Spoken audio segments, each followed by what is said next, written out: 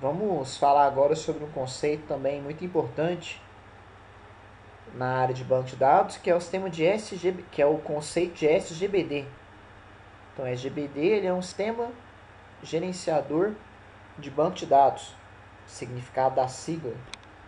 Um conceito tirado da literatura é que o nosso SGBD ele não é um banco de dados. Na verdade, ele é um sistema que vai manipular, que vai gerenciar os acessos ao meu banco de dados. Então, o SGBD ele vai proporcionar uma interface do usuário ao meu sistema de banco de dados. Então, não é um banco de dados, é um complemento do banco de dados. Então, o SGBD ele é um grupo de programas utilizados para essa interação com os meus dados. Através do SGBD, o administrador do banco de dados ele pode definir, ele pode criar, pode manter, pode controlar o acesso ao meu banco de dados. Então, as operações feitas no meu banco de dados são geralmente gerenciadas pelo SGBD. Utilizar um SGBD traz diversas vantagens. Nós vamos citar aqui algumas delas, mas existem várias e várias vantagens de estar utilizando o sistema gerenciador do banco de dados. A primeira delas seria a facilidade no gerenciamento dos meus bancos. Então, quando eu trabalho com SGBD, eu posso gerenciar diversos bancos de dados que eu tenha em funcionamento na minha máquina, em funcionamento no servidor. Eu posso gerenciar todos esses bancos em um único local, só no SGBD. Então fica mais fácil para o administrador trabalhar com tarefas relacionadas à manutenção do banco. Então fica mais fácil para o administrador cuidar de tarefas como criar novas tabelas, realizar consultas, gerenciar permissões de acesso, excluir registros. Então, fica mais fácil para o usuário gerenciar os meus bancos se todos eles estiverem gerenciados pelo meu SGBD. Ele vai ter acesso a todos os bancos através de uma única interface. Outra vantagem seria evitar a redundância e a inconsistência dos dados. Então, o conceito de redundância ela seria quando eu tenho a mesma informação no meu banco de dados, nas minhas tabelas do meu banco de dados, armazenadas em vários lugares, em vários locais diferentes. Uma informação redundante ela está armazenada em vários locais. O ideal não é isso. O ideal é que eu tenha minha informação armazenada em um lugar apenas. Porque quando eu tenho informação armazenada em diversos lugares, eu vou ter uma maior possibilidade de que em algum momento eu faça alguma alteração no banco e eu tenha a mesma informação em dois lugares com valores diferentes nesses dois lugares. Então, se eu tenho uma informação armazenada em dois locais e essa informação não está com o mesmo valor, dizemos que essa informação, fala-se que essa informação está inconsistente. Então, é o conceito também de inconsistente. Então, quando eu trabalho com SGBD, é mais fácil evitar essa redundância, essa inconsistência dos meus dados. Terceira vantagem, também muito importante, seria manter a integridade dos dados. Manter a integridade dos dados significa impedir que ocorram alterações não autorizadas no meu banco de dados. Então, quando ocorrem alterações não autorizadas, alterações que não são esperadas pelo administrador, que não são planejadas, pode acontecer que as informações armazenadas no meu banco de dados elas estejam incorretas. Se as informações do meu banco de dados elas estão incorretas, eu digo que a integridade dos meus dados foi violada, que eu não tenho mais essa integridade do meu banco de dados. Segurança reforçada com o controle de usuário e concorrência. A implementação no meu SGBD de um controle de acesso vai fazer que caso eu tenha diversos usuários acessando ao meu banco de dados, aos meus bancos de dados, com o controle de acesso eu posso implementar com que cada usuário ele possa ter acesso apenas a alguns bancos, apenas a algumas tabelas. Então eu tenho uma maior segurança, porque os usuários vão ter acesso apenas aos bancos, às tabelas que eles deveriam ter acesso. Agora, essa questão de controle de concorrência também é interessante quando eu trabalho com banco de dados, que são bancos de dados que são bancos, que se fala em bancos multiusuários. Então, são bancos que são acessados por diversos usuários e esse acesso ele é feito ao mesmo tempo. Então, diversos usuários ao mesmo tempo acessam o meu banco. Esse controle de concorrência, ele tem que ser bem feito, ele deve ser bem feito, porque se imaginarmos que esses diferentes usuários, eles podem acessar as mesmas tabelas, podem acessar o conteúdo da mesma tabela e podem também tentar alterar esse conteúdo de uma tabela praticamente ao mesmo tempo, eu preciso ter um controle para gerenciar essa concorrência, para gerenciar esse acesso multiusuário, para que em determinados momentos eu não tenha problemas no meu banco de dados relacionados à integridade, à inconsistência das minhas informações. Sem dúvida nenhuma também um SGBD ele oferece como uma das suas principais vantagens oferecer essa melhor performance para acesso aos meus dados. Então, uma das grandes vantagens é que a performance é melhor em relação a desempenho para acesso aos dados quando eu trabalho com um SGBD. E por último, a última vantagem escrita nesse slide seria a possibilidade de realizar operações de backup e de restauração desse backup dos meus dados via SGBD.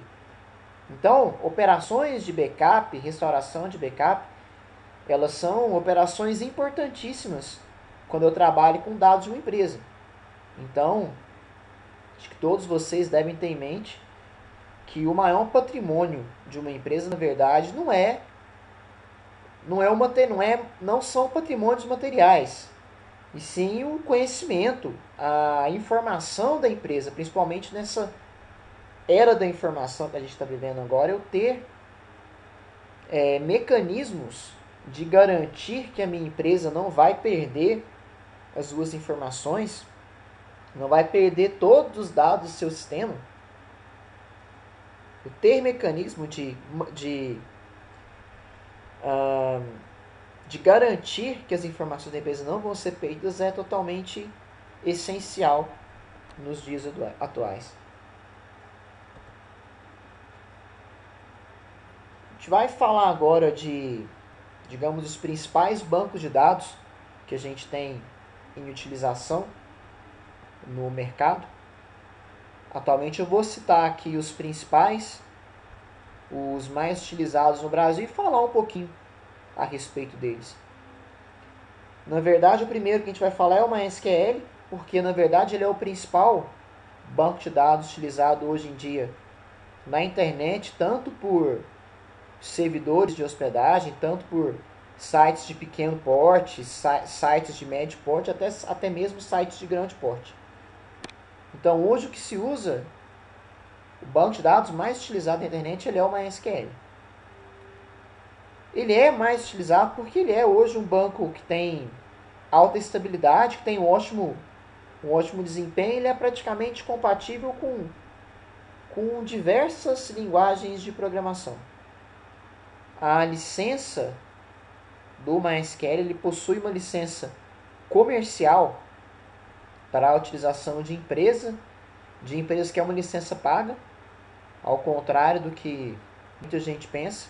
A licença para a empresa do MySQL é uma licença paga, mas não é uma licença que tem valores muito altos comparados a outros bancos utilizados como Oracle, como o SQL Server da Microsoft.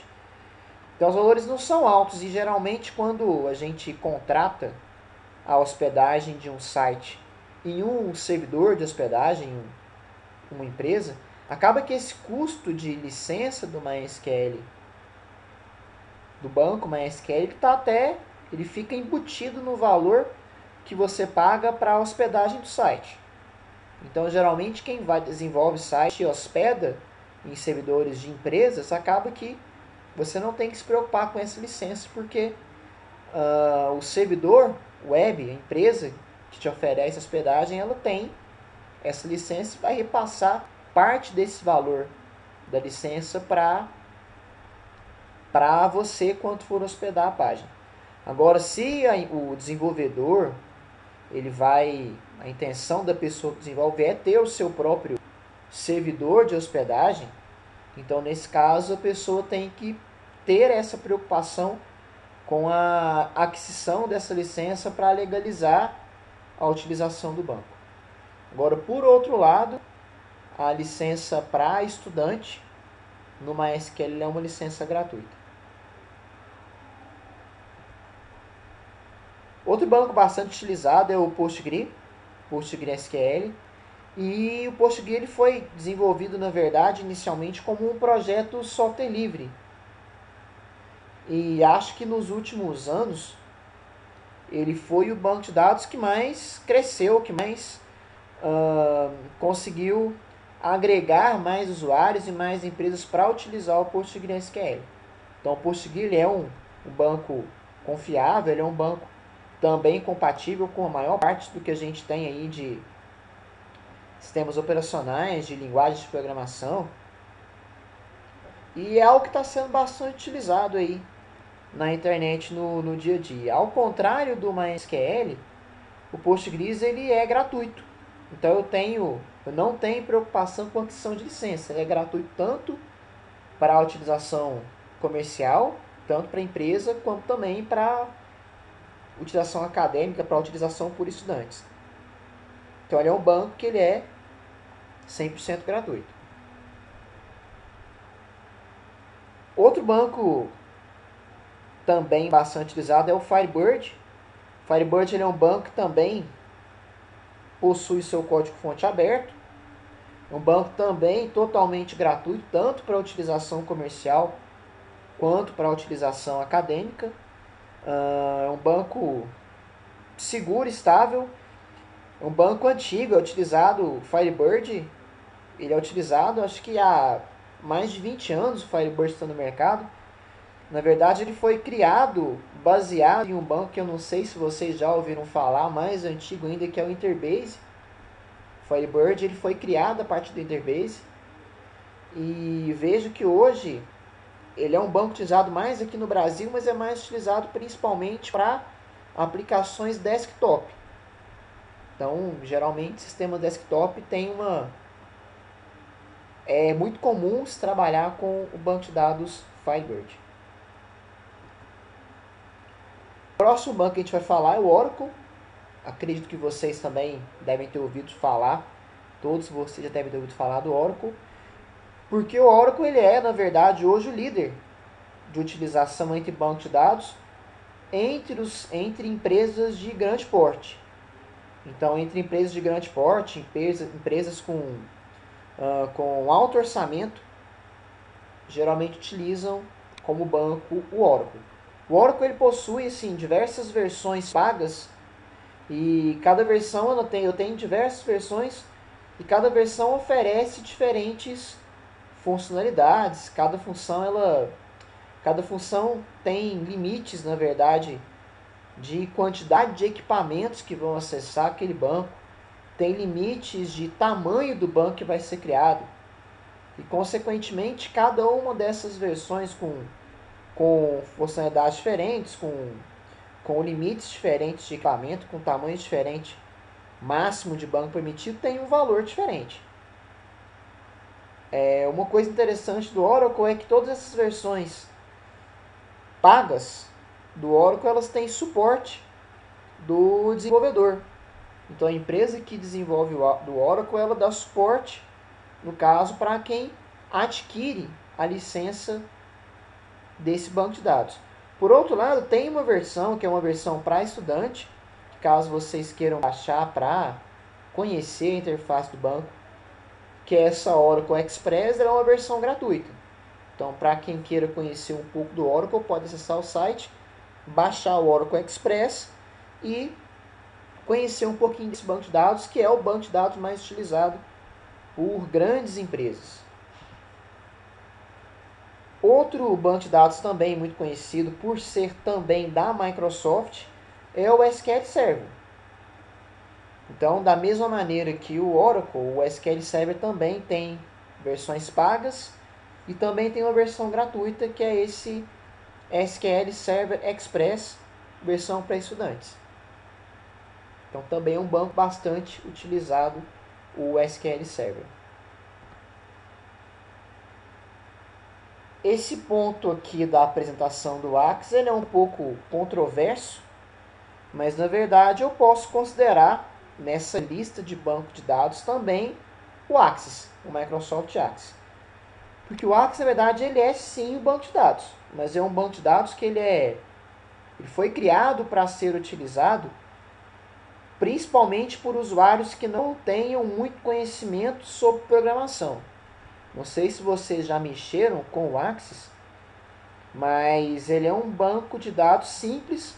Ele permite ao usuário criar formulários, relatórios, consultas com relativa facilidade. Então, é um banco mais simples, principalmente utilizado para pequenas aplicações que sejam aplicações monousuário. A principal limitação que o Axis tem é quando eu tenho tabelas que são tabelas já bem maiores, tabelas na faixa de milhares de milhões de registros. Porque quanto mais eu tenho registros armazenados nessas tabelas no Axis, mais o acesso ao conteúdo dessa tabela vai ficando lento. Então, quanto mais conteúdo, quanto mais registros eu tenho armazenados nessas tabelas, caso eu precise utilizar as tabelas, o acesso vai ficando cada vez mais lento. Porque o Axis não foi criado para armazenar bancos de dados grandes, e sim apenas bancos de dados simples. Mesmo porque o banco de dados mais robusto feito pela Microsoft é o SQL Server, que a gente viu no slide anterior. Outra limitação que o Axis tem é a questão de segurança. Não sei se vocês já trabalharam com o Axis em outros cursos, mas quando eu tenho um arquivo do Axis, eu tenho um arquivo apenas, só um arquivo que ele tem extensão MDB. Então, se eu tenho só um arquivo, eu não tenho a mesma segurança, porque eu tenho uma possibilidade muito grande desse arquivo ser corrompido, ou mesmo tenha um acesso indevido. Então, outra limitação muito grande do Axis é em relação a essa questão de segurança. Se pergunta muito na internet, aí, em cursos relacionados a banco de dados, qual que é o banco de dados mais utilizado? Qual que é o banco que mais está sendo usado no mercado? Na verdade, é um pouco complicado definir qual que é o banco mais usado. O que vocês estão vendo nesse slide é uma relação, uma classificação feita através de um site que mostra um ranking de utilização, um ranking mundial de utilização, e dentre cinco líderes nesse ranking mundial, os 5 primeiros classificados, a gente falou dos 4 primeiros durante essa nossa videoaula, mas falar qual é o banco ideal, qual banco deve ser utilizado, acaba que depende muito de critérios do desenvolvedor e da empresa. Então, na verdade, para você definir qual que é o banco ideal para armazenar os dados de uma empresa, você tem que pensar, poxa, qual que é o orçamento dessa empresa? O banco de dados ele vai ser armazenado aonde? A empresa tem um servidor próprio, eu vou armazenar isso em outro servidor. A empresa tem algumas outras, existem outras aplicações desenvolvidas pela empresa e que já tenham algum banco de dados. Então, existem diversas perguntas que devem ser feitas pelo desenvolvedor para resolver qual banco de dados é recomendado para a utilização de uma empresa. Mas acaba que vocês podem ficar tranquilos que o foco do nosso curso ele não é um dos bancos de dados que a gente viu, um dos bancos de dados que a gente vê nesse slide. O foco do curso ele é a linguagem SQL. Então, quando eu trabalho com a linguagem SQL, a linguagem SQL que nós vamos estudar, ela é base para todos os bancos relacionais que a gente viu. Então, bancos relacionais trabalham com a linguagem SQL. Então, conhecendo a linguagem SQL, vocês vão estar aptos a trabalhar com qualquer banco relacional. Vão, lógico, ter assim, vão ter que se acostumar um pouco com a questão da interface do banco, com alguma ferramenta que um sistema possui que o outro não, mas a linguagem SQL em si ela é a mesma para qualquer banco de dados relacional. Eu fecho a videoaula com as referências utilizadas para a elaboração desse primeiro material. Aproveito também para agradecer vocês pela atenção e para me colocar à disposição, caso vocês queiram tirar alguma dúvida, discutir alguma situação apresentada nessa videoaula, pode entrar em contato comigo no ambiente virtual, por e-mail ou entrar em contato com os tutores de vocês. Muito obrigado.